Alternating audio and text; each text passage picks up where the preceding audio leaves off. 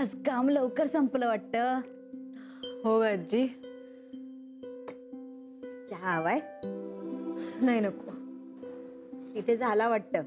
हो, तसा तिथे चहा होतो बऱ्याच वेळा. आणि मला टेन्शन आलं ना की मी चहा घेते. खूप काम असतं का ग बाळा?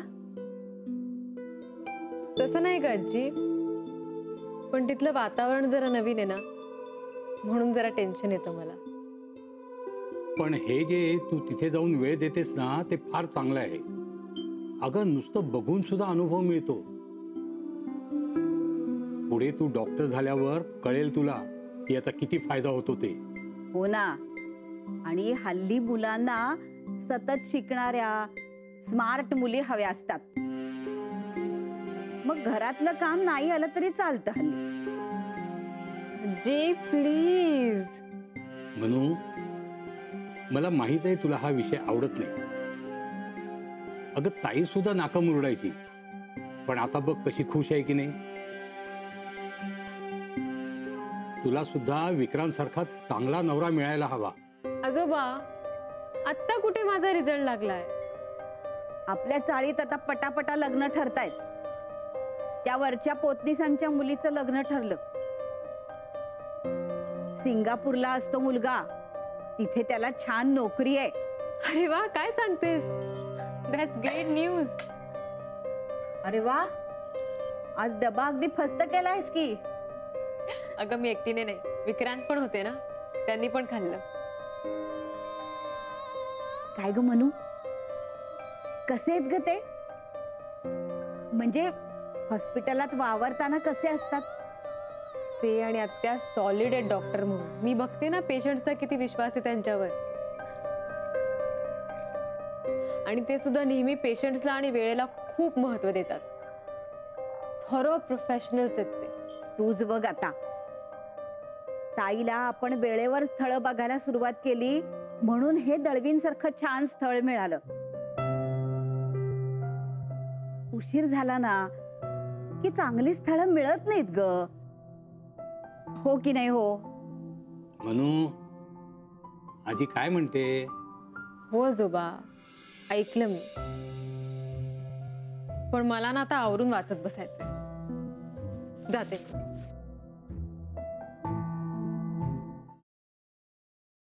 नानू मामा, आज जेवणात मीठ ठीक आहे ना? हो, आज जरा बरं आहे सगळं. आई, तुम्हाला काय वाढू?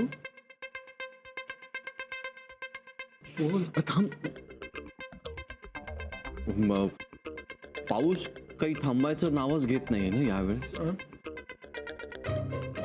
हो ना, हवा जरा विचित्रच पडली. हवा काय, वातावरणच अख्खं विचित्र झालंय.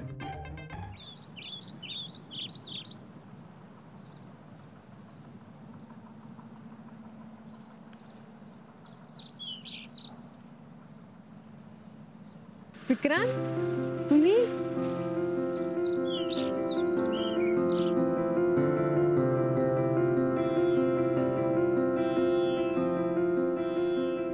सरप्राईज. तुम्ही इथे कसे काय? तुलाच पिक करायला आलो. ओ, अहो पण कशाला? उगाच तुम्हाला वळ सापडला?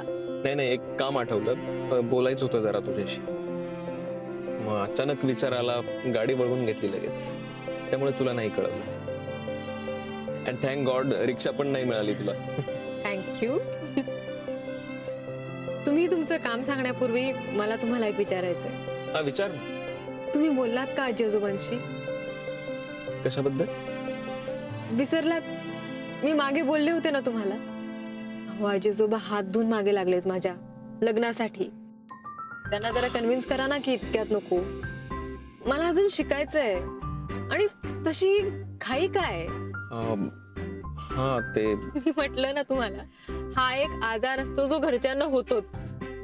काल घरी गेले तरी तेच. मला खूप बोर होतो. आणि आजी आजोबांशी असं तोडूनही बोलू शकत नाही. पण सारखं सारखं तेच बोललो की मग कंटाळा येतो आणि मग इरिटेट व्हायला होतं. आणि त्यात आता काय झालं, आमच्यावरती पोतनीस म्हणून राहतात ना, त्यांची मुलगी पल्लवी, तिचंही लग्न ठरलं. झालं, आमच्या आजीला टेन्शन आलं असणार. म्हणजे आय टोटली अंडरस्टँड की त्यांना टेन्शन येत असणार. पण म्हणून काय मी आत्ताच लग्न नाही करणारा. ऍक्च्युली बरं झालं आपल्याला इथेच वेळ मिळाला. कारण कसं आहे ना, हॉस्पिटलमध्ये या गोष्टी डिस्कस करता येत नाहीत आणि कामाच्या ठिकाणी पर्सनल गोष्टी डिस्कस करणं बरोबर नाही वाटत. हो. ओ सॉरी, अहो माझ्या लक्षातच आलं नाही, मीच बोलत बसले. आता तुम्ही सांगा काय काम होतं? माझं काम घरी काही इश्यू झालाय का? नाही नाही, तसं काही नाहीये. मग कशाबद्दल? ते नाही, काही नाही. अहो सांगा ना, त्यासाठीच तर तुम्ही इथे आलात ना. हो, पण गेलं ते आता डोक्यातून गेलंय.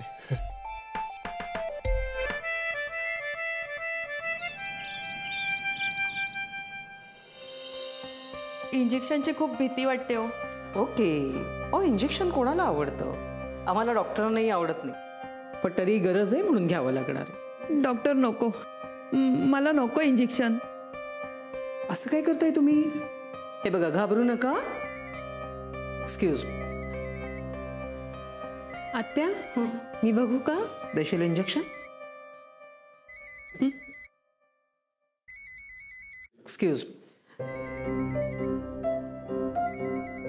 अहो खरंच नको मला इंजेक्शन, मला चक्कर येईल हो. एक मिनिट ताई, तुम्ही जरा शांत व्हा बरं. सारिका, यांना जरा पाणी दे. नकोय ना तुम्हाला इंजेक्शन? ठीक आहे, नाही देणार आपण गप्पा मारूया.